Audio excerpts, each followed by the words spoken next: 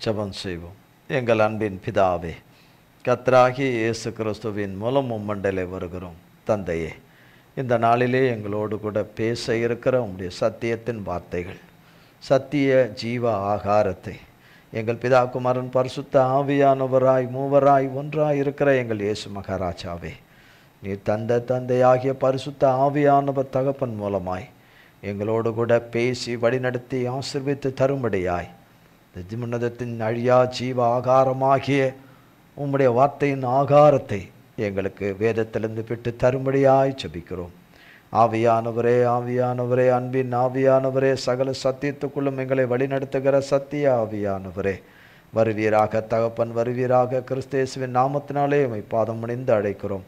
வாரும் ஆவியானவரே, தகப்பனை பொறுப்படுத்திக் கொள்ளுங்க, மண்ணோட்டை மறைத்து கொள்ளுங்க.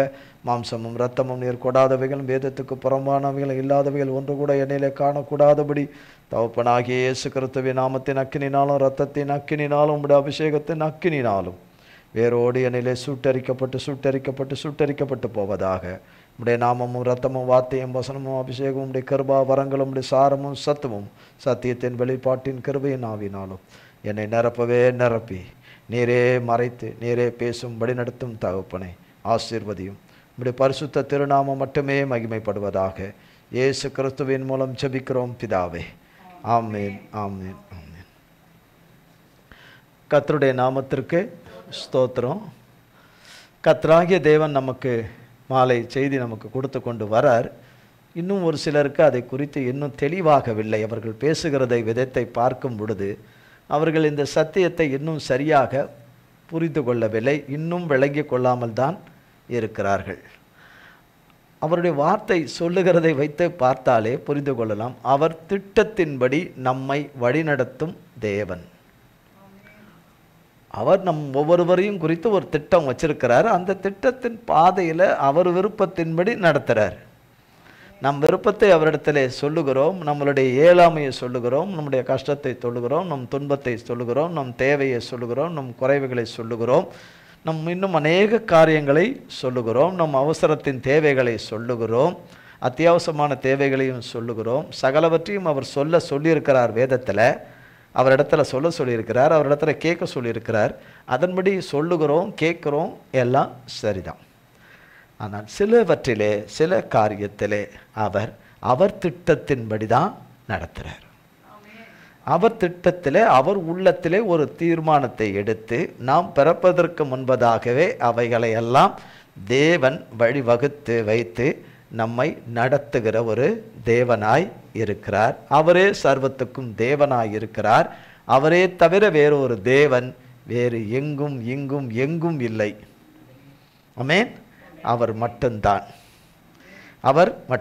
காது உள்ளவர்கள் கேட்க கடவர்கள்.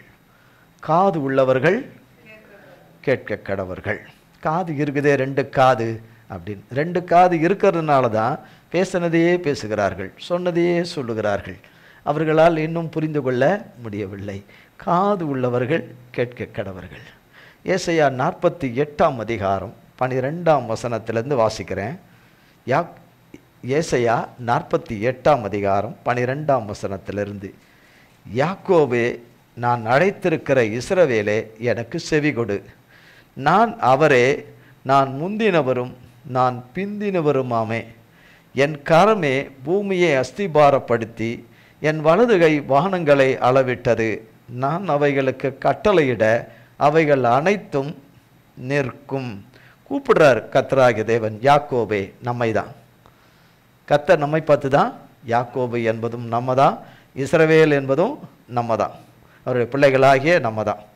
அவர் இரத்தத்தினால் பிறந்திருக்கிற கல்வாரி சிலுவையில் பெற்றெடுத்த பிள்ளைகளாகிய நம்மைத்தான் யாக்கோபு என்றும் இஸ்ரவேல் என்றும் கர்த்தர் அழைக்கிறார். யாக்கோபே, நான் அழைத்திருக்கிற. யார் அழைத்திருக்கிறார்? கர்த்தர் நம்மை அழைத்திருக்கிறார். இஸ்ரவேலே, எனக்கு என்ன பண்ணு? செவி கொடு. செவி கொடுக்கிறேன் என்று சொல்லுகிற, ஆனால் காது உள்ளவன் கேட்க கடவன், காது உள்ளவள் கேட்க கடவள் என்கிற விதத்திலே கேட்கவில்லை. கேட்க வேண்டிய விதத்திலே அதை கேட்கவில்லை. எனக்கு செவி கொடு. நான் அவரேன்னா கர்த்தர் அவரை சொல்றார். நான் அவரே, நான் முந்தினவரும் நான் பிந்தினவருமாய் இருக்கிறேன். உலகத்தை சிருஷ்டிப்பதற்கு முன்பதாக மனுஷனுக்காய் சகலவற்றையும் படைப்பதற்கு முன்பதாக, சகல படைப்புகளுக்கும், அண்ட சராசரங்களின் சகல படைப்புகளுக்கும் முன்பதாகவே அவர் ஆதியாய் இருக்கிறார். ஆதி தேவனாய் ஆதியாய் இருக்கிறார். அந்த தேவன்தான் சொல்லுகிறார், நான் அவரே, நான் முந்தினவரும் நான் பிந்தினவருமாமே. என் கரமே. யாருடைய கரம்? கர்த்தருடைய கரம்தான் பூமியை அஸ்திபாரப்படுத்தினது. பூமி சுழண்டு கொண்டு இருக்குது. சுழல்ல அது பாட்டு எங்கேயாவது ஒரு இடத்துக்கு போயிடுச்சுன்னா நம்ம எல்லாரும் போயிடுவோம். பூமி இப்போ சுற்றிக்கிட்டு தான் இருக்குது, நாம் இப்போ சுற்றிக்கிட்டு தான் இருக்கிறோம். ஆனால் நம்ம பார்த்தா இந்த இடத்துல தான் இருக்கிறோம், பார்க்கறதுக்கு இப்படி இருக்கிறோம், ஆனால் சுற்றிக்கிட்டு இருக்கிறோம். என்னவா இருக்குது? சுற்றிக்கிட்டு இருக்கோம். இங்கே யாருக்கும் தலை சுற்றலை, யாருக்கும் தலை சுற்றலை. மகத்துவம் உள்ள தேவனாலே தலை சுற்றலை.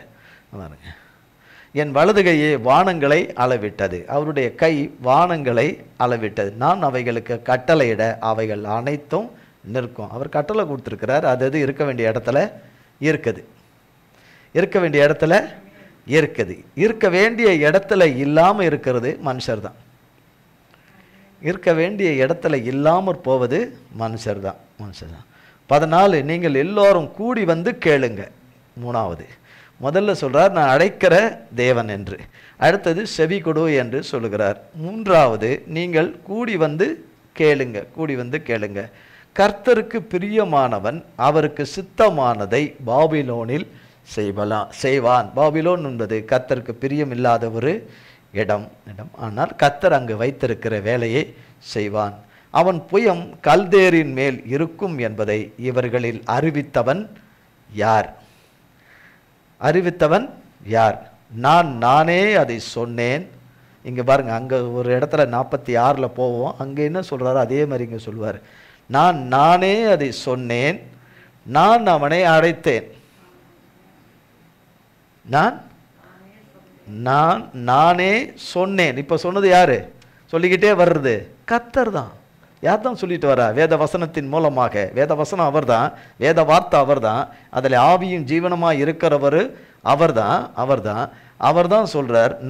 நானே அதை சொன்னேன், நான் அவனை அழைத்தேன், நான் அவனை வரப்பண்ணினேன்.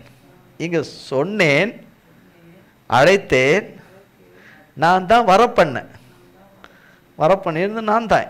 எனக்காக அவனை பிறக்க செய்தேன், அந்த உலகத்தில் பிறக்க செய்து அவனை பெயர் சொல்லி அழைத்தேன்.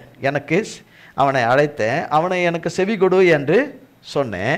எனக்கு சித்தமானதை நான் எங்கே சொல்லியிருக்கிறேனோ அங்கே செய்வான். அவன் காலத்திலே, அவர் நியமித்திருக்கிற காலத்திலே, அவர் நாமத்தினாலே, அவர் வல்லமையை கொண்டு, அவர் வார்த்தையை கொண்டு, அவர் கொடுத்திருக்கிற தாளந்துகளை கொண்டு, கர்த்தருடைய நாமத்தினாலே அவன் செய்வான்.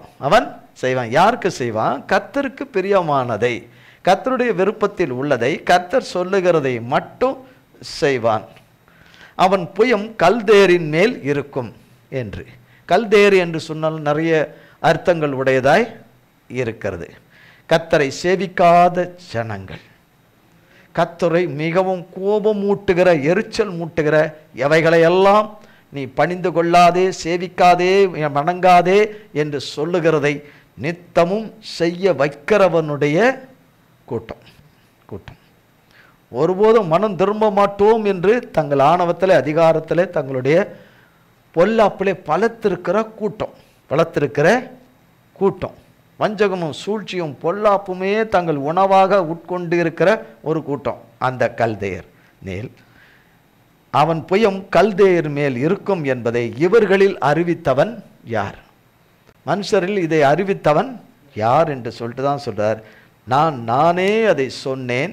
1, நான் அழைத்தேன், நான் வரப்பண்ணினேன். 3, அடுத்தது வாய்க்கும். அவன் வழி வாய்க்கும். என்ன வாய்க்கும்? அவர் திட்டத்தின்படி நம்மை வழிநடத்தும் திட்டத்தில் வாய்க்கும். இதை கவனித்தேயானால் நலமாயிருக்கும். இதுக்கு கீழே இருக்கிற வசனத்தில் வரும், இதை கவனித்தேயானால் நலமாயிருக்கும். போன தடவை சொல்லிக்கிட்டே இருந்தார், ஆனால் கவனிக்கலை, செவி கொடுக்கலை, கவனிக்கலை. திரும்பவும் அதே நம்ம இடத்துக்கே தான் வந்துடுறோம். திரும்ப சொல்லுகிறார் கீழே, அவன் வழி வாய்க்கும். நீங்கள் என் சமீபத்தில் வந்து நான் சொல்லுவதை கேளுங்க. இப்போ இவ்வளோ தூரம் சொல்லியிருக்கிறாரு, இன்னும் சரியா கேட்கல போல இருக்கு. இன்னும் சரியா கேட்கல போல இருக்கு. சரியா கேட்குற விதமாக கேட்கல போல இருக்கு. சத்தம் கேட்குது, பேசுறது கேட்குது, அது உள்ளான அர்த்தம் கேட்கல போல இருக்கு. உள்ளான தேவ அர்த்தம் கேட்கல போல இருக்கு. நீங்கள் என் சமீபத்தில் வந்து நான் சொல்வதை கேளுங்கள். நான் என்றால் கர்த்தர் சொல்வதை, கர்த்தர் சொல்வதை கேளுங்க கேளுங்கள். நான் ஆதி முதற்கொண்டு அந்தரங்கத்தில் பேசவில்லை. அது உண்டான காலம் துவங்கி அங்கே நான் இருந்தேன். நான் என்றால் அவர் இருந்தேன். இப்பொழுதும் கர்த்தராகிய ஆண்டவரும் அவருடைய ஆவியும் என்னை அனுப்புகிறார். இஸ்ரவேலின் பரிசுத்தராய் இருக்கிற உன் மீட்பரான கர்த்தர் சொல்லுகிறதாவது, பிரயோஜனமாய் இருக்கிறதை உனக்கு போதித்து நீ நடக்க வேண்டிய வழியிலே உன்னை நடத்துகிற உன் தேவனாகிய கர்த்தர் நானே. நாம் போகும் பாதை பிடிக்காத பாதையாக இருக்குது, கசப்பான பாதையாக இருக்குது, விரும்பத்தகாத பாதையை போல் இருக்குது. கர்த்தர் இந்த பாதையில் இல்லாதது போல் இருக்குது, இருக்கிறதாகவே தெரியல. ஆனால் அவர் இருந்து நடத்துகிற பாதை, அவர் இருந்து நடத்துகிற ஜீவ பாதை, மரணத்துக்கு ஏதுவான பாதை அல்ல, நித்திய ஜீவனுக்கு ஏதுவான பாதை நடத்துகிற தேவனாகிய கர்த்தர் நானே. சொல்லிட்டு தான் சொல்றார், என் கற்பனைகளை கவனித்தேயானால் நலமாயிருக்கும்.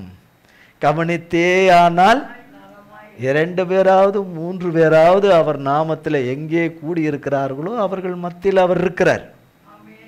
ஆமென். லைவ்ல இணைந்திருக்கிற பிள்ளைகள் மத்தியில் கர்த்தர் இருக்கிறார். அப்பொழுது உன் சந்ததி மணலத்தனையாகும், உன் கற்ப பிறப்பின் அதன் அணுக்களத்தனையாகவும் இருக்கும். அப்பொழுது அதன் பெயர் நம்மை விட்டு அற்று போகாமலும் அழிக்கப்படாமலும் இருக்கும். பாபிலோனிலிருந்து புறப்படுங்கள், கல்தேரை விட்டு ஓடி வாருங்கள். கர்த்தர் தம்முடைய தாசனாகிய யாக்கோவை மீட்டு கொண்டார் என்று சொல்லுங்கள். அவரை பொறுத்தவரையும் அவருடைய பிள்ளைகளை அவர் மீட்டெடுத்து விட்டார். வெளியரங்கமாய் நடக்கணும், அவ்வளவுதான். காது உள்ளவன் கேட்க கடவன், காது உள்ளவள் கேட்க கடவள். நீ கவனித்தேயானால் நலமாயிருக்கும் என்று சொல்கிறார். அந்த சர்வ வல்லமை உள்ள தேவன் தான், தேவனுடைய ஆவியானவர் தான் நம்மோடு கூட பேசிக்கொண்டே வரார். 46ஆம் அதிகாரம் இதில் எப்படி பேசினாரோ அதே மாதிரி சொல்கிறார் பாருங்க. எடுத்தாச்சா? 46ஆம் அதிகாரம் 8ஆம் வசனத்திலிருந்து வாசிக்கிறேன். இதை நினைத்து, இப்போ சொன்னார் இல்லையா, இதை நினைத்து புருஷராய் இருங்கள். பாதகரே இதை மனதில் வைங்க. முடிஞ்ச உடனே மறந்துடுவோம். மறந்துறதுனால தான் நம்ம இருக்கிறபடியே பேசுகிறோம், இருக்கிறபடியே நம்ம நடந்து கொள்கிறோம், இருக்கிறபடியே பேசுகிறோம். அதில் எந்த முன்னேற்றமே இல்லாமல் இருக்குது. 9 முந்தி பூர்வ காலத்தில் நடந்தவைகளை நினையுங்கள். மறுபடியும் சொல்லுகிறார், நானே தேவன், வேறு ஒருவரும் இல்லை. நானே தேவன், எனக்கு சமானம் இல்லை. 10 அந்தத்தில் உள்ளவைகளையும் ஆதி முதற்கொண்டும் இன்னும் செய்யப்படாதவைகளையும் பூர்வ காலம் முதற்கொண்டும் அறிவிக்கிறேன். நான் அறிவிக்கிறேன். என் ஆலோசனை நிலை நிற்கும். அவருடைய ஆலோசனை நிலை நிற்கும். நமக்கு அநேக ஆலோசனைகள் வருகின்றன. அவைகள் நம்மை ஆசீர்வதிக்கக்கூடியதும் நமக்கு நன்மை செய்யக்கூடியதாக இருக்காது. பார்ப்பதற்கு அப்படி இருக்கும், தோற்றத்தில் அப்படி இருக்கும், வசனிப்பு கவர்ச்சியாக இருக்கும். ஆனால் அதை நம்மை குழியிலையும் அழிவிலையும் தள்ளி விட்டுடும். நிலை நிற்கும். எனக்கு சித்தமானவைகளை எல்லாம் செய்வேன் என்று சொல்லி, அவருக்கு சித்தமானதை எல்லாம் அவர் எப்படி செய்யணுமோ அப்படி செய்வேன் என்று சொல்லி, உராஞ்சுகிற ஒரு பட்சியை கிழக்கிலிருந்தும் என் ஆலோசனையை நிறைவேற்றும் மனுஷனை தூர தேசத்திலிருந்தும் வரவழைக்கிறவராய் இருக்கிறேன் என்று சொல்லிட்டு அதை சொன்னேன். 48 சொன்னார்ல அதிகாரத்தில், சொன்னேன் அதை நிறைவேற்றுவேன். அப்போ அந்த காலமும் நேரமும் யார் வச்சிருக்கா? கர்த்தர். அதை சுருக்கி கொடுங்க, அதை சுருக்கி கொடுங்க, அதை சுருக்கி கொடுங்கன்னு கேட்டால் இன்னும் நல்லா சுருக்கி கொடுத்துருவார். ஆமென். அது நெருக்கத்தில் கொடுத்துருங்க, அது நெருக்கத்தில் கொடுத்துருங்க, சமீபத்தில் கொடுத்துருங்க, சடிதியாக கொடுத்துருங்க, நிமிஷத்தில் கொடுங்க என்று கேட்க வேண்டியது நாம் கேட்கலாம். அதில் தவறே கிடையாது. அப்போ சொல்றார், அதை சொன்னேன், அதை நிறைவேற்றுவேன், அதை நிறைவேற்றுவேன். சொன்னேன் பார்க்கலாம் அப்படிலாம் சொல்ல மாட்டார். அவர் சொல்லிட்டாரு, அதை சொன்னேன், அதை நிறைவேற்றுவேன், அதை திட்டம் பண்ணினேன். அது எப்படி எப்படி எப்படி எப்படி ஒவ்வொருத்தருடைய வாழ்வின் முடிவு பரியந்தமும் அவர் நாமத்துக்கு மகிமையாக அதை நிறைவேற்றி முடிக்க வேண்டுமோ அதற்கான எல்லா பிளானும் போட்டு நடத்துகிறார், போட்டு நடத்துகிறார். அதை திட்டம் பண்ணினேன், அதை செய்து முடிப்பேன், அதை செய்து முடிப்பேன். அவர் செய்து முடித்திருக்கிறார். நமக்கு முடிக்கும் போது அவர் முடித்திருக்கிறார் என்று தெரியும். அவர் முடித்து வைத்திருக்கிறார், அவர் செய்து முடித்து வைத்திருக்கிறார். அதை பெற்றுக்கொள்ளும் பொழுதுதான் அவர் முடித்தார் என்று நமக்கு தெரிய வரும், வெளியரங்கமாய் தெரிய வரும். ஆனால் முன்பே அவர் முடித்து செய்து முடித்து வைத்த காரியம். ஆமென். வைத்த காரியம். ஏனென்றால் அவர் தேவன், அவர் தேவன், நாம் மனுஷர்கள், நாம் அவரால் உண்டாக்கப்பட்ட மனுஷர்கள். ஏசாயா 14ஆம் அதிகாரம்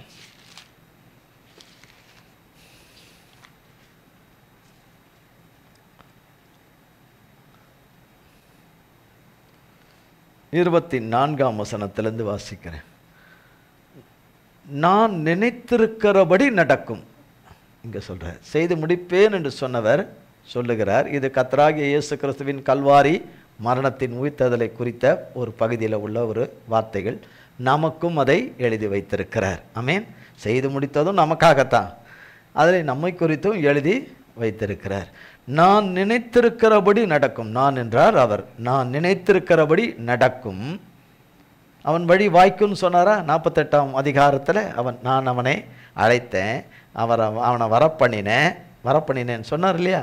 அவன் வழியை என்ன பண்ணுவேன், வாய்க்க பண்ணுவேன் என்றார். 46ஆம் அதிகாரத்தில் சொன்னார், அதை சொன்னேன், அதை நிறைவேற்றுவேன், அதை திட்டம் பண்ணினேன், செய்து முடிப்பேன் என்று சொல்லிட்டு இங்கே சொல்லுறார், நான் நினைத்திருக்கிறபடி அது நடக்கும். அது நடக்கும். சங்கீதம் 33ஆம் அதிகாரத்தில் சொல்லப்படுது, அவர் சொல்ல ஆகும், அவர் கட்டளையிட நிற்கும். அவர் சொல்ல ஆகும். தேவனாலே கர்த்தரால் ஆகாத காரியம் ஒன்றுண்டோன்னு வேதவசனம் சொல்லுது. தேவனாலே கூடாத காரியம் ஒன்றுண்டோ என்று சொல்லுது. தேவனாலே கூடாத காரியம் ஒன்றுமில்லை, தேவனாலே எல்லாம் கூடும் என்று சொல்லப்படுகிறது. இங்கேயும் அதே தான். அவர் நினைத்திருக்கிறபடி நடக்கும். நான் நிர்ணயித்தபடி அது நிலை நிற்கும், அது செல்லாமல் போக யாராலையும் முடியாது என்று சொல்லுகிறார் என்று சேனைகளின் கர்த்தர் ஆணையிட்டு சொன்னார். 25 அசீரியனை என் தேசத்திலே முறித்து என் மலைகளின் மேல் அவனை மிதித்து போடுவேன். சத்ருவை மிதித்து போடுவேன், சத்ருவின் கிரியைகளை மிதித்து போடுவேன். தொடர்ந்து தடை பண்ணுகிறவனை, ஏமாற்றுகிறவனை, காலதாமதம் செய்கிறவனை, ஒன்றுமில்லாமல் செய்வேன் என்று சூள் உரைக்கிறவனை அந்த சத்ருவை மிதிப்பேன் என்று சொல்றார். மிதித்து போடுவேன். அப்பொழுது அவனுடைய நுகம் அவர்கள் மேலிருந்து, அவருடைய பிள்ளைகள் மேலிருந்து விலகி அவனுடைய சுமை அவர்கள் தோளிலிருந்து நீங்கும். அப்போ நம்ம அடிமைப்பட்டிருக்கிற காரியம், நாம் சிக்குண்டிருக்கிற காரியம், விடுபட முடியாத நிலைமைகள், மீட்கப்பட முடியாத நிலைமைகள், வாய்க்காத நிலைமைகள் சகலமும் கர்த்தராலே தகர்க்கப்படும். அவர் ஒருவராலே தகர்க்கப்படும். 26 தேசம் அனைத்தின் மேலும் நிர்ணயிக்கப்பட்ட யோசனை இதுவே. சகல ஜாதிகளின் மேலும் நீட்டப்பட்டிருக்கிற அவருடைய கை இதுவே. இதுதான் அவருடையது. இதுதான் அவருடைய திட்டத்துக்குள்ள வைத்திருக்கிறார். அநேகம் வைத்திருக்கிறார். அவர் திட்டத்தை இப்படியாகத்தான் வைத்திருக்கிறார். யோபு 28ஆம் அதிகாரம் 28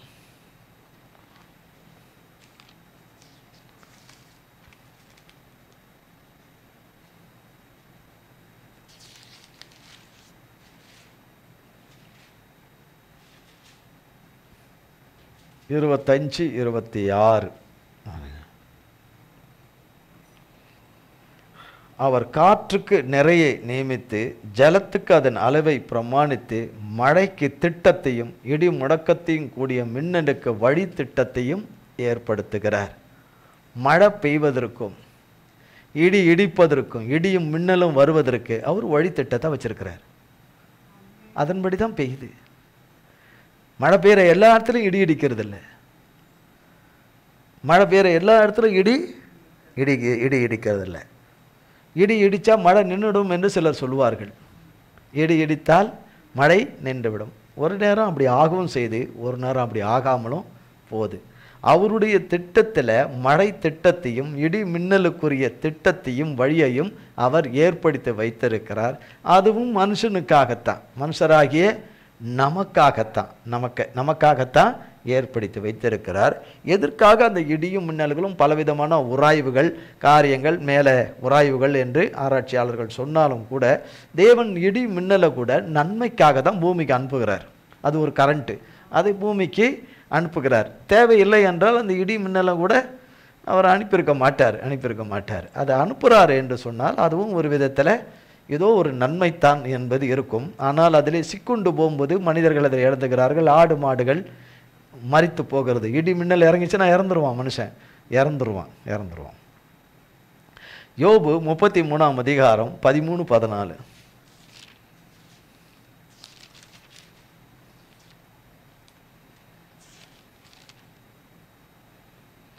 யோபு 33, 13, 14. அவர் தம்முடைய செயல்கள் எல்லாவற்றையும் குறித்து காரணம் சொல்லவில்லை என்று நீர் அவரோடு ஏன் வழக்காடுகிறீர்? தேவன் ஒரு விசை சொல்லியிருக்க காரியத்தை இரண்டாம் விசை பார்த்து திருத்துகிறவரே அல்ல. அவர் திட்டமிட்டார், திட்டம் வைத்து விட்டார். தீர்மானத்தை அவர் உள்ளத்திலே அவர் பெயரை சொல்லி அதை நிறைவேற்றும்படி கிருபை செய்து விட்டார். அதை அவர் மாற்ற மாட்டார். அவருடைய வழி திட்டத்தின்படி அவருடைய பிள்ளைகளுக்கு அவர் செய்ய வேண்டும் என்ற விதத்தில் அவர் செய்ய எத்தனைத்திருக்கிற காரியத்தை அவர் நடக்கும் என்று சொல்லியிருக்கிறார். அது வாய்க்கும் என்று சொல்லியிருக்கிறார். நம் மீது நுகத்தை வைக்கும்படி நாம் கொடுத்தது தான், தேவன் தந்ததல்ல. அந்த நுகத்தை முறிப்பேன் என்று சொல்லியிருக்கிறார். அவனை மிதிப்பேன், அந்த நுகத்தை முறிப்பேன், அந்த சுமையை தோளிலிருந்து அவருடைய பிள்ளைகளாகிய நம்முடைய தோளிலிருந்து நீக்குவேன் என்று சொல்லுகிறார். அதை ஒரு விசை அவர் சொல்லியிருக்க இரண்டாம் விசை திருத்துகிறவரே அல்ல. யோபு 34ஆம் அதிகாரம் 13, 14. யோபு 34ஆம் அதிகாரம் 13, 14. பூமியின் மேல் மனுஷனுக்கு அதிகாரம் கொடுத்தவர் யார்? பூச்சக்கரம் முழுவதையும் ஒழுங்குபடுத்தினவர் யார்? அவர் தம்முடைய இருதயத்தை அவனுக்கு விரோதமாக திருப்பினாராகில் அவனுடைய ஆவியும் அவனுடைய சுவாசமும் தம்மிடத்திலே இழுத்து கொள்வார். அவர் தம்முடைய இருதயத்தை அவனுக்கு விரோதமாக திருப்பினாராகில் அவனுடைய ஆவி என்ன ஆகிடும்? அவனை விட்டு வந்துடும். அவன் ஆவியும் அவன் சுவாசமும் யாரிடத்துல வந்துடும்? கர்த்தர் இருக்கிற பக்கமாக இழுத்துடுவார். அத்தகைய வல்லமை உள்ள தேவன் பூமியின் மேல் மனுஷனுக்கு அதிகாரம் கொடுத்தவர் அவர்தான்.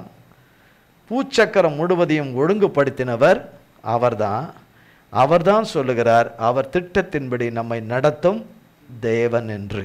ஆமென். அவரை நம்பி இருக்கிறவர்கள், அவரால் தெரிந்து கொள்ளப்பட்ட பிள்ளைகள், அவருடையவர்கள் என்று சொல்லுகிறவர்கள், அவரை நம்பி இருக்கிறவர்கள், அவரை சார்ந்திருக்கிறவர்கள், அவரை பற்றி கொண்டிருக்கிறவர்கள், அவரே நித்தம் தேடுகிறவர்கள், அவரை நோக்கி கூப்பிட்டு கொண்டே இருக்கிறவர்கள், உண்மையாய் அவரை நோக்கி கூப்பிட்டு கொண்டே இருக்கிறவர்களுக்கு அவர் திட்டத்தின்படி செய்தவைகளை செய்து முடிப்பார். யோபு 38ஆம் அதிகாரம் 26 33.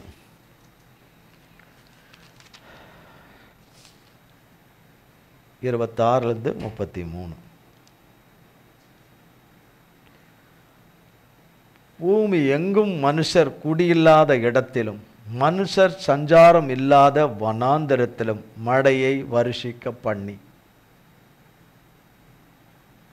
கவனித்தேயானால் நலமாயிருக்கும். காது உள்ளவர்கள் கேட்க கடவர்கள். பூமி எங்கும் மனுஷர் இல்லாத இடத்துல, மனுஷரே இல்லாத இடத்துல, மனுஷ சஞ்சாரம் இல்லாத வனாந்தரத்தில், காடுகளில் ஆகத்திலும் வனாந்தரத்தில் ஆகிலும் மழையை யார் தான் வருஷிக்க பண்ணுறாராம்? அப்போ அதுக்கு ஒரு திட்டத்தை வச்சிருக்கிறார்ல. காட்டில் அந்த காட்டில் மனுஷர் இல்லாத அந்த காட்டில், மனுஷர் இல்லாத அந்த வனாந்தரத்தில் என்ன இருக்குதுங்க? மனுஷர் அங்கே இல்லை. அந்த இடத்துல என்ன இருக்கு? மிருகங்கள் இருக்கு, ஊரும் பிராணிகள், பூச்சிகள், பல வகையான மனுஷர் இன்னும் கண்டுபிடிக்க முடியாத பூச்சிகளும் எல்லாமே இருக்கு. அப்போ மழை பெய்தவுடன் ஆறுகளில் குளங்களில் தண்ணி ஓடுகிறது. மிருக ஜீவன்களுக்கு என்ன கிடைக்குது? தண்ணி கிடைக்குது, புல் பூண்டு முளைக்குது, மரம் செடி கொடிகள் வளருது, அவைகளுக்கு ஆகாரம் ஆகுது. யாருடைய திட்டம்? அவைகள் மேலும் அவர் அக்கறை உள்ளவராய் கரிசனை உள்ளவராய் சிருஷ்டி கர்த்தர் அதுக்கு ஒரு திட்டத்தை வச்சிருந்து அங்கே மழையை பெய்ய பண்ணுறார். அங்கே ஜோன்னு ஒரு மாதமாக பெய்யுதுன்னு வச்சுங்க, 2 மாதம் என்ன ஆகும்? அங்கே இருக்கிற மிருகம்லாம் செத்துவிடும். அதற்கு எவ்வளவு மழை தேவையோ அவ்வளோ மழை தேவையை கொடுக்குறார். அந்த மழை தேவைகள் குறைவுபடுகிற நேரத்திலே அவைகள் தேவனை நோக்கி, காக்கைகளும் குஞ்சுகளும் தேவனை நோக்கி கூப்பிடுகின்றன. அவைகளுக்கு ஆகாரம் கொடுக்குறார். அந்த ஆகார திட்டத்தையும் அவர் வச்சு கொடுக்குறார். ஆகார திட்டத்தையும் அவர் என்ன செய்கிறார்? வச்சிருக்கிறார். மழை இல்லைன்னா எல்லாமே அவுட்டு. தண்ணி இல்லைன்னா செத்து போயிடும். எல்லா மிருக ஜீவன்களும் ஜீவராசிகளும் செத்து போயிடும். அதனால் அவைகளுக்கு என்ன செய்கிறாரு? தருகிறார். 27ஆம் வசனம். அப்போ மலையிலேருந்து தண்ணி ஊற்றுது, அவைகள் வழிஞ்சு ஓடி வருது. அதுக்கு வாய்க்கால் வச்சிருக்கிறார். இயற்கையாகவே வாய்க்கால்களை வச்சிருக்கிறார். அந்த ஓடையில் தண்ணிங்கெல்லாம் எப்படி விளைஞ்சு ஓடி ஒரு இடத்துல போய் சேரணும்.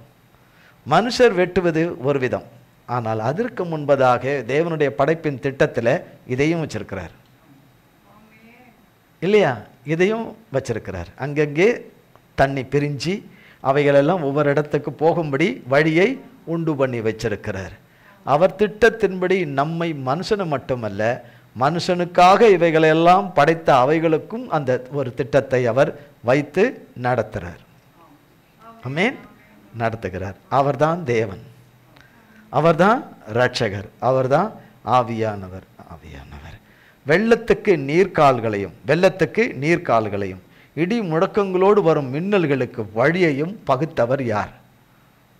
மின்னல் வருது, டடடடடன்னு வருது. அது எங்கே வரணுமோ அங்கே தான் வருது. அது கரெக்டாக கண்டமணிக்கு எங்கேயோ ஒரு இடத்துல வந்துடுது இல்லை, அது வரதில்லை. அது எங்கே வரணும், அந்த மின்னல்கள் எங்கே வரணும், எந்த வழியாக வரணும், யார் மேலே வரணும், எதன் மேலே வரணும்னு வருது. அதுக்கு வழி இருக்குது. அதுக்கு என்ன இருக்கு? வழி இருக்குது.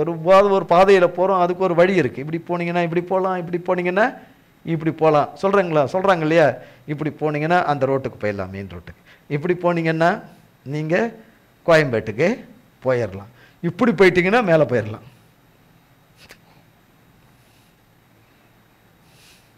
சொல்கிறாங்கல்ல, இப்படி போப்பா அப்படின்ற. சில சொல்கிறாங்க, வழி தெரியாதவங்ககிட்ட வழி கேட்டான்னு சொல்லுவாங்க, நேராக போங்க அந்த வீடு, அந்த கதவை திறந்து அது வீட்டுக்குள்ளே போங்க, அடுத்த தெருக்கு வந்துடலான்னா கட்டையை எடுத்து அடிப்பாங்க. அது வழி இல்லாத இடம். வழியோட கூட திட்டத்தை வைத்திருக்கிறார். பிரச்சனையிலிருந்து நாம் வெளியே வருவதற்கு வழி திட்டத்தை வைத்திருக்கிறார். நாம் மீட்கும் வழியை வைத்திருக்கிறார். நாம் விடுவிக்கும் வழியை வைத்திருக்கிறார். நம்ம சுகமாக்கும் வழியை வைத்திருக்கிறார். நமக்கு நல்ல வேலை கிடைக்கிற வழியை வைத்திருக்கிறார். நல்ல வருமானம் கிடைக்கும்படியான வழியை வைத்திருக்கிறார். கையின் கிரியைகளை ஆசீர்வதிக்கும்படி வழி திட்டத்தை வைத்திருக்கிறார். பிள்ளைகளுடைய படிப்பிலே வைத்திருக்கிறார். ஆமென். வைத்திருக்கிறார். இப்படி ஒவ்வொன்றிலும் பிள்ளை தருவதிலே, பிள்ளை வாக்கியத்தை தருவதிலே காலத்தையும் வேலையும் திட்டத்தையும் வைத்து தருகிறார். வழியை தருகிறார். தந்தவைகளை காத்து கொள்கிற வழிநடத்தலின் திட்டத்தையும் தந்திருக்கிறார். இப்படி ஒவ்வொன்றாக அவர் ஒருவரே ஒருவரே ஒருவரே ஒருவரே இதை செய்கிறார். ஒருவரே இதை செய்கிறார். அடுத்தது பாருங்க 28. மழைக்கு ஒரு தகப்பன் உண்டோ, பனித்துளிகளை ஜெமிப்பித்தவர் யார்? மழை துளி விழுந்து மேலே விழுந்தா அது சுகமாக இருக்கும். மழை துளி சிட்டு சிட்டு சிட்டு சிட்டு சிட்டுன்னு மேலே விழுந்தா, நல்ல உஷ்ணமாக இருக்கிற நேரத்தில் பட்டுதுன்னா மலையில் நனையிறது ஒரு நல்ல ஒரு இன்ட்ரெஸ்டாக இருக்கும். சிலர் மலையில் நனையிறதுக்கே இருக்கிற சட்டையும் கிட்டையும் பனியனத்துக்கு போட்டுட்டு ரோட்டில் ஓடுற ஆள்லாம் இருக்குது, தெருவில் ஓடுற ஆள்லாம் இருக்குது, மொட்டை மாடிக்கு ஓடுற ஆள்லாம் இருக்குது, மொட்டை மாடிக்கு ஓடுற ஆள்லாம் இருக்குது. போய் மனையில் போய் தொப்பக்கட்டையாக நனைஞ்சிட்டு வரணும், தொப்பக்கட்டையாக நனைஞ்சிட்டு வரணுன்றிருக்கிறவங்களாம் இருக்கிறாங்க. மழைக்கு ஒரு தகப்பன் உண்டோ, பனித்துளிகளை ஜெமிப்பித்தவர் யார்? அந்த துளியே கொஞ்சம் மழை துளி அதிகமாக வேகமாக சர்ன்னு வந்தால் எப்படி இருக்கும்? ஊசி இறங்குற மாதிரி இருக்கும். ஊசி இறங்குற மாதிரி இருக்கும். 29. உறைந்த தண்ணீர் யாருடைய வயிற்றிலிருந்து புறப்படுது? உறைந்து போனோன்னா பனி கட்டி, அது யார் வயிற்றிலிருந்து வருது? நிச்சயமா என் வயிற்றுலேருந்து வரல, உங்கள் வயிற்றுலேருந்து வரல, வயிற்றுலேருந்து வரல. எந்த மனுஷன் வயிற்றுலேருந்துமா வருது? அது வருது தேவனுடைய வாயின் வார்த்தை என்கிற வாயிலிருந்து புறப்பட்டு வந்தது. இந்த உறைந்த பனி, உறைந்த பனிக்கட்டிகள், உறைந்த பனிக்கட்டிகள். உறைந்த தண்ணீர் யாருடைய வயிற்றிலிருந்து புறப்படுகிறது? ஆகாயத்தினுடைய உறைந்த பனியை பெற்றவர் யார்? உறைந்த பனியை பெற்றவர் யார்? எல்லாத்துக்கும் ஒரு திட்டத்தை வச்சு அந்த பனிக்கட்டியை வச்சு அனுப்புகிறார். பனிக்கட்டி மழையை அனுப்புகிறார், இடி மின்னல்களை அனுப்புகிறார். இடி மின்னல் பனியும் நமக்கு நல்லது என்று தான் தேவன் தந்திருக்கிறார். மீன் அதிக பனியில் உள்ள மாட்டினோம்னா உறைஞ்சி போயிடும், ரத்தமும் ஓடாது, உடம்புல ஒன்றும் ஓடாது, போயிடாது. இங்கே சொல்லப்படுது என்ன? 30. ஜலம் கல் உருவம் கொண்டு மறைந்து ஆழத்தின் முகம் கெட்டியாக உறைந்திருக்கிறதே, கெட்டியாக உறைந்திருக்கிறதே, உறைந்திருக்கிறதே. 31. அரு மீன் நட்சத்திரத்தின் சுகீர்த சம்பந்தத்தை நீ இணைக்க கூடுமோ, அல்லது மிருக ரிஷிவத்தின் கட்டுகளை அவிழ்ப்பாயோ, ராசிகளை அதன் காலத்திலே வர பண்ணுவாயோ, துருவ சக்கர நட்சத்திரத்தையும் அதை சேர்ந்த நட்சத்திரங்களையும் வழி நடத்துவாயோ. நட்சத்திரம் எங்கே இருக்குது? மேலே இருக்குது. அது லட்ச நட்சத்திரங்கள் இருக்குது. நமக்கு தெரிஞ்சதெல்லாம் 4-5 தான். ஆனால் அவைகள் இருப்பது ஏராளமாய், கூட்டமாக, குடும்பமாக இருக்கிறது. நடத்துவாயோ. 33. வானத்தின் நியமங்களை அறிவாயோ, வானத்தின் நியமங்களை அறிவாயோ, அது பூமியை ஆளும் ஆளுகையை நீ திட்டம் பண்ணுவாயோ. அதை நீ என்ன பண்ணுவாய்? திட்டம் பண்ணுவியா? இது இப்படி போகணும், அது அப்படி போகணும், இந்த சுற்றுப்பாதையில் போகணும், அந்த சுற்றுப்பாதையில் போகணும்னு நாம் பண்ணுவாயோ? முடியவே முடியாது, முடியவே முடியாது. யார் இதை சொல்லுகிறார்? கர்த்தர் சொல்லுகிறார், கர்த்தர் சொல்லுகிறார். ஏசாயா 37ஆம் அதிகாரம் 26ஆம் வசனம்.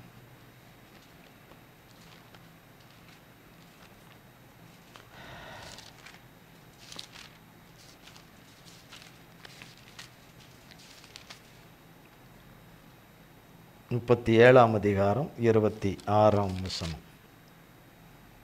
நான் வெகு காலத்துக்கு முன் அதை நியமித்து பூர்வ நாட்கள் முதல் அதை திட்டம் பண்ணினேன் என்பதை நீ கேட்டதில்லையோ என்று சொல்றார். நான் வெகு காலத்துக்கு முன் அதை நியமித்து, இது வரைக்கும் கேட்ட சகலவற்றையும் ஒரு விஷயம் அப்படி முன்ன நிறுத்தி கர்த்தர் இப்படி சொல்றார். நான் வெகு காலத்துக்கு முன் அதை நியமித்து பூர்வ நாட்கள் முதல் அதை திட்டம் பண்ணினேன் என்பதை நீ கேட்டதில்லையோ, நீ கேட்டது இல்லையோ என்று கர்த்தராகிய தேவன் சொல்றார். அப்போ சகலமும் அவருடைய வழி திட்டத்தின்படி தான் நம்மை நடத்துகிறார். அப்படித்தான் ஒரு மகளை, ஒரு குடும்பத்தை கர்த்தர் எப்படி நடத்திக்கிட்டு வராருன்றது தான் கடந்த சில வாரங்களாய் பார்த்தோம். போன முறை பார்க்கல. எஸ்தரின் புஸ்தகத்தில்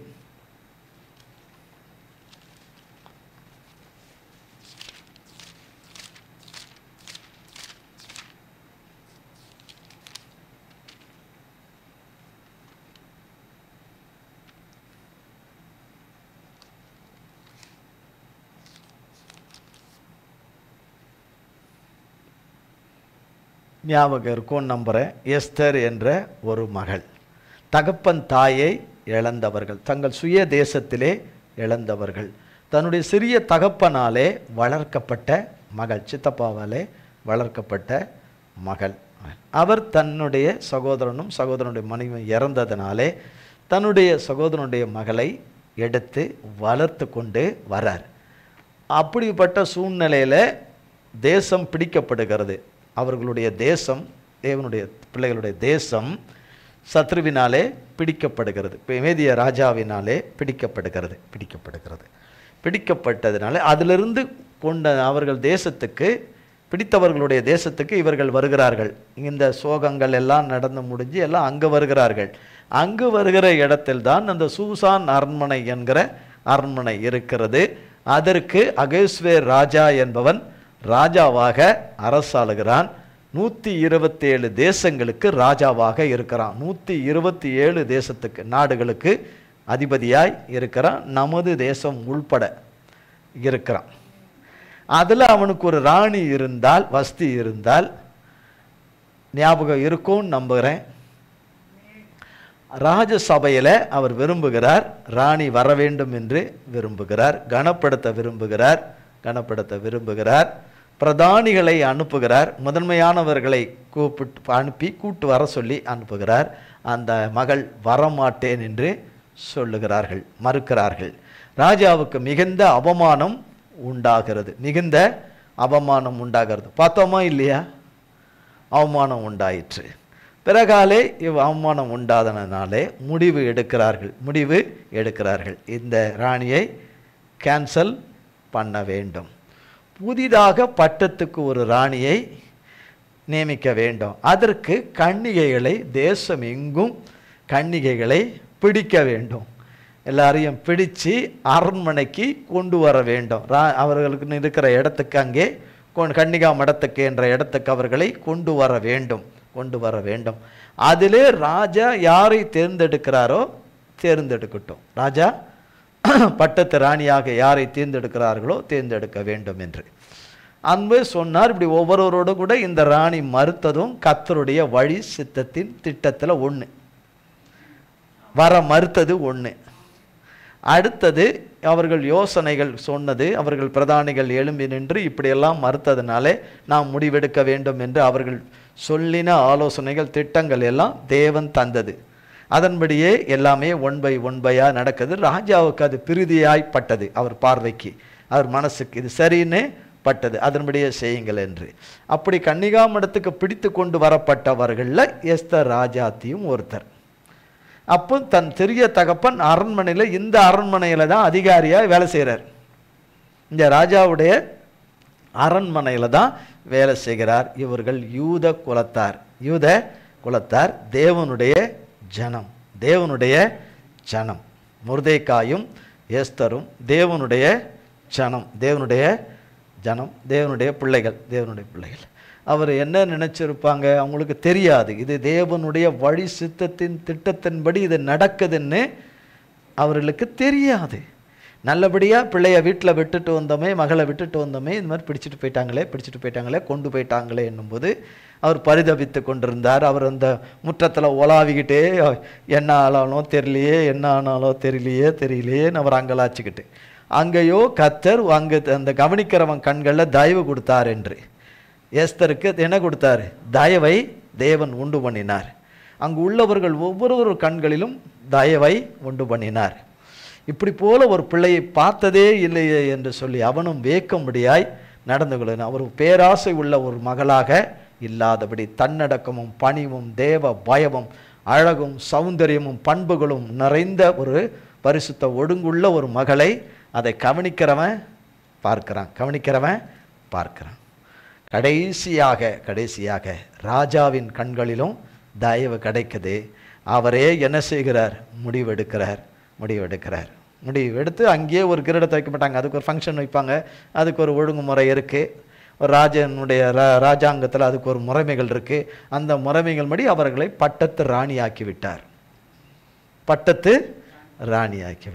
இதுதான் 2ஆம் அதிகாரம் வரைக்கும். 3ஆம் அதிகாரம் 1ஆம் வசனத்திலிருந்து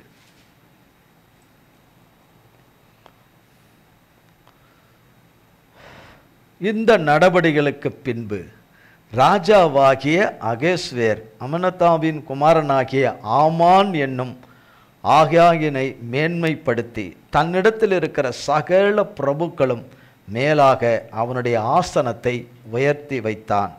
ஆகையால் ராஜாவின் அரண்மனையில் வாசலில் இருக்கிற ராஜாவின் ஊழியக்காரர் எல்லாரும் ஆமானை வணங்கி நமஸ்கரித்து, இவன் சாத்தான் மகன். இவன் யார் மகன்? சாத்தான் மகன். சாத்தான் மகன். கர்த்தர் சாமுவேல் தீர்க்கதரிசின்னு ஒருவரை குறித்து பைபிள் என்று பேசுவார். தெரியுமா? சாமுவேல் என்கிற அவர் தான் யாரை கர்த்தர் அவரை கொண்டு அபிஷேகம் பண்ணினார்? தாவீதை அபிஷேகம் பண்ணினார். அது தெரியுமா? தெரியலையோ? இந்த சாமுவேல் தீர்க்கதரிசி என்கிற காலத்தில் தான் சவுல் என்பவன் ராஜாவாக ஜனங்கள் வேண்டும் என்று தெரிந்து கொண்ட ஒரு ராஜா. யார்? சவுல் என்கிற ராஜா. அவர்கள் விருப்பத்துக்கு இணங்கி தேவன் தரார், இந்த சவுலை ராஜாவாக தரார். அவன் கொஞ்ச காலம், ஒரு வருடம் தேவனுக்கு பிரியமாய் நடந்து பிறகாலே தேவன் சொல் வார்த்தைக்கு இணங்கி நடக்காதபடி, கீழ்ப்படிந்து நடக்காதபடி தேவனுடைய வருத்தத்துக்கும் கோபத்துக்கும் ஆளாகிறார். ஏன்? போய் ஆடு மாடு முதலானவைகள் எல்லாவற்றையும் வென்று கொண்டு போடு, குழந்தைகள், ஸ்திரீகள், புருஷர்கள், கர்ப்பஸ்திரீகள் ஒருத்தரை கூட உயிரோட என்ன செய்யாத, விடாத, அனைத்தும் கொன்று போட்டு திரும்பி வான்னு சொல்லியிருந்தார். ஞாபகம் இருக்கா? இந்த சத்தியம் சொல்லியிருந்தார். சாமுவேலின் புஸ்தகத்தில் பார்த்துருக்கோம். கொன்று போட்டு விட்டு வா என்று சொல்லுகிறார். அவன் சரி என்று சொல்லி போயிட்டு முதலாம் தரமானது எல்லாம் எடுத்து வச்சுக்கிட்டு ஒளிச்சு வச்சுக்கிட்டு மற்றதெல்லாம் கர்த்தர் சொன்னபடி செஞ்சிட்டேன் ஐயா, கர்த்தர் சொன்னபடி செஞ்சிட்டேன், சாமுவேல் ஐயா சொன்னபடி செஞ்சிட்டேன். இல்லையே, என் காதில் கேட்குற ஆடு மாடு சத்தம் என்ன, என் காதில் கேட்குது அப்படின்ட்டு. அது ஜனங்க கேட்டாங்க, ஜனங்க விருப்பப்பட்டாங்க பலி செலுத்துறதுக்கு அப்படின்னு. கர்த்தர் என்ன சொன்னார்?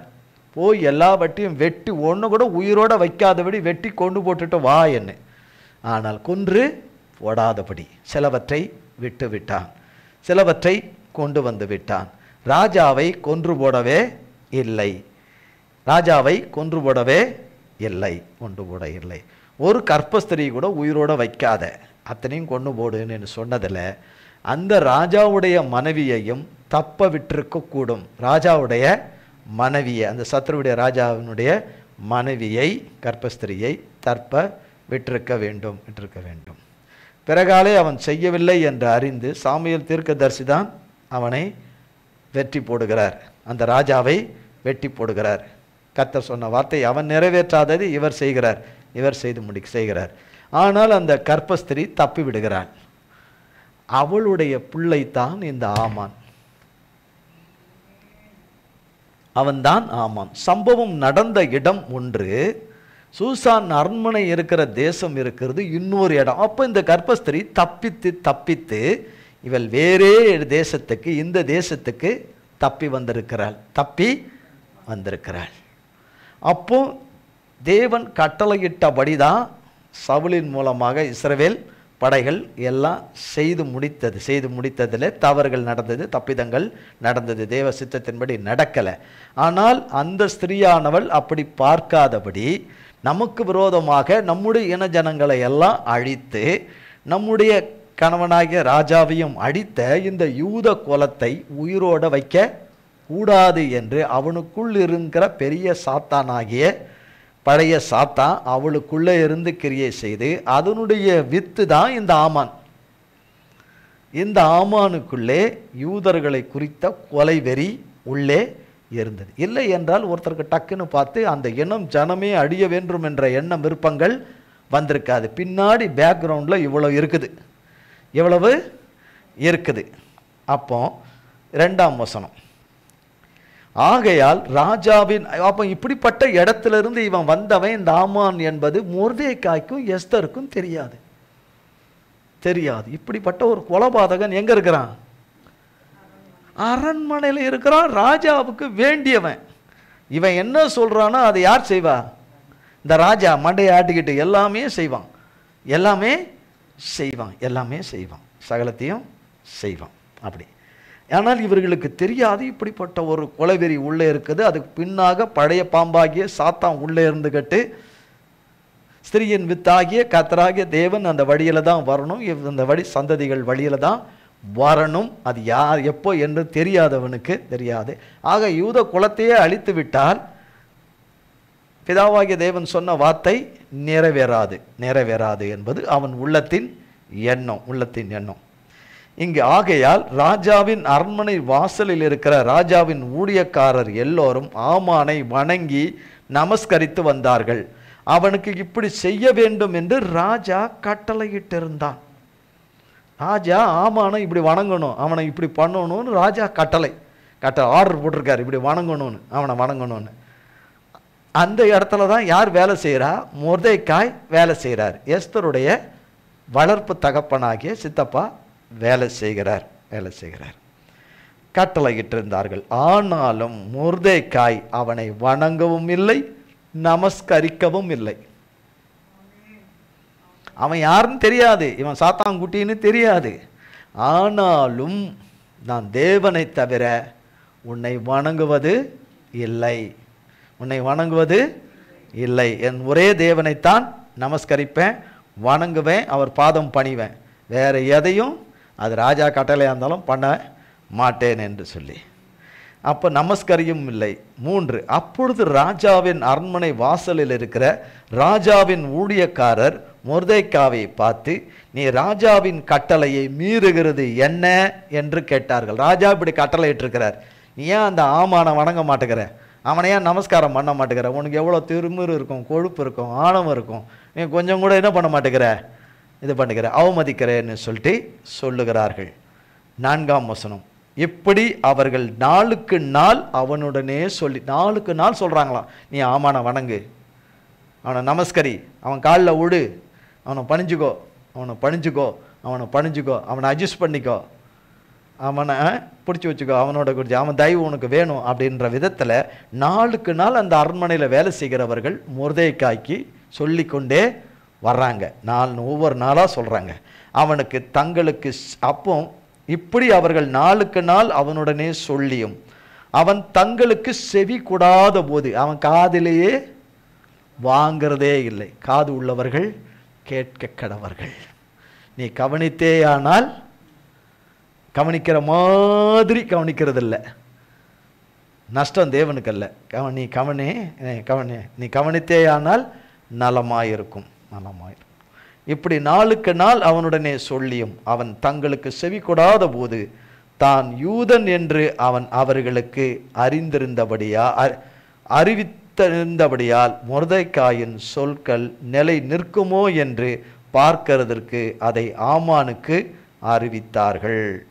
இப்போ ஆமானுக்கு சொல்லிட்டாங்க இவன் யாருன்னு. ஆஹா, அதுக்கப்புறம்தான் சாத்தான் திட்டம் வேலை செய்யுது. யார் திட்டம்? சாத்தான் திட்டம் இங்கே வருது. தேவ திட்டம் இவர்களுக்காக தேவன் நடத்துகிறாரு. வஸ்தியை அவளை அந்த ராணி என்ற பட்டத்திலிருந்து நீக்குகிறார். அங்கேயே சில திட்டங்களை நிறைவேற்றி தேவன் முன்குறித்த மகளை ராணி ஆகிட்டார். இங்கே அவர்களுக்கே தெரியாது அவர்கள் எதுக்காக ராணி ஆகியிருக்கிறார்கள் என்று. இவர்களை இந்த அரண்மனையிலேயே வைத்து அவர் ஏன் வைத்திருக்கிறார் என்றும், இந்த மொர்தெக்காயை இந்த சிறிய தகப்பனை ஏன் இங்கு வைத்திருக்கிறார் என்றும் அவர்களுக்கு தெரியவே தெரியாது. பின்னணித்தில் எவ்வளோ பெரிய சூழ்ச்சிகள், வஞ்சகங்கள், அழிக்கிற காரியங்கள் எல்லாம் சாத்தான் போட்டிருக்கிற திட்டத்தில், அவன் திட்டத்தில் வழி நடத்தப்படுகிறவர்கள் அந்த அரண்மனையில் இருக்கிறார்கள். அந்த அரண்மனையிலே இப்போ 2 திட்டம் இருக்கு. தேவனுடைய திட்டம், சாத்தானுடைய திட்டம். யார் ஜெயிப்பா? தேவனுடைய திட்டத்தில் இணைந்திருக்கிறவர்கள், தேவனுடைய திட்டத்தில் அங்கமாக இருக்கிறவர்கள், தேவனுடைய திட்டத்திலே தேவனால் இணைக்கப்பட்டவர்கள். தேவனோடு நடந்தால் தேவனாலே தேவ திட்டம் நிறைவேறும். ஆனால் அதில் அநேக காரியங்கள் எதிரும் புதிருமாக, எல்லாம் எதிர் அலைகளாக, கும்மோலியாக, கொந்தளிப்பாக வந்தாலும் அவைகளை அடக்கி ஒடக்கி ஒன்றில்லாமல் அழித்து அவர் நோக்கத்தை நிறைவேற்றுகிற தேவன், நம்மை வழி நடத்துகிற தேவன், நம் ஒவ்வொருவரையும் வழி நடத்துகிற அவருடைய வழி திட்டத்தின் தீர்மானத்தின்படி மன விருப்பத்தின்படி நடத்துகிற தகப்பன். அன்றைக்கு நடத்தின தகப்பன் இன்றைக்கும் தம்முடைய ஜனத்தை, தம்முடைய மக்களை இந்த பூமியிலே அவர் தேர்ந்தெடுத்து நடத்துகிற பிள்ளைகளை அவர் என்ன விதமாக நடத்த வேண்டுமோ, கைவிடாமல் நடத்த வேண்டுமோ, சத்துருவின் கரத்துக்கு ஒப்புக்கூடாதபடி சர்ப்பத்தின் குட்டிகளுக்கும் தேள்களுக்கும் தேள்களின் குட்டிகளுக்கும் மிருகங்களுக்கும் காட்டு மிருகங்களுக்கும் நாட்டு மிருகங்களுக்கும் துஷ்ட மிருகங்களுக்கும் துஷ்ட மனுஷர்களுக்கும் மனுஷிகளுக்கும் ஒப்புக்கூடாதபடி அந்தகார வல்லமைகளுக்கு சாத்தானின் சகல சூழ்ச்சிகள் வஞ்சகத்துக்கும் ஒப்புக்கூடாதபடி சகல பேராபத்துகளுக்கும் கண்ணிகளுக்கும் வலைகளுக்கும் சுருக்குகளுக்கும் மாய்மாலத்துக்கும் அழிவுக்கும் மரணத்துக்கும் ஒப்புக்கூடாதபடி நித்தமும் அவருடைய வழியிலே அவருடைய பிள்ளைகளை நடத்துகிற தேவன். அன்றைக்கு நடத்தினார், இன்றைக்கும் அவருடைய பிள்ளைகளை நடத்துகிறார். காது உள்ளவர்கள் கேட்க கடவர்கள். இதை கவனித்தாயானால் நலமாயிருக்கும். கவனிக்கிறேன்னு சொல்லிட்டு கவனிக்கலே என்பதுதான் அவர்களுடைய பேச்சில் வெளிப்படுது. அவர்கள் காது உள்ளவர்களாக இருக்கிறார்கள். உள்ளான காது அவர்களுக்கு கேட்காததுனாலே அவர்கள் செவி கொடாமல் போகிறார்கள். அதனால்தான் செவி கொடு என்று சொன்னார்.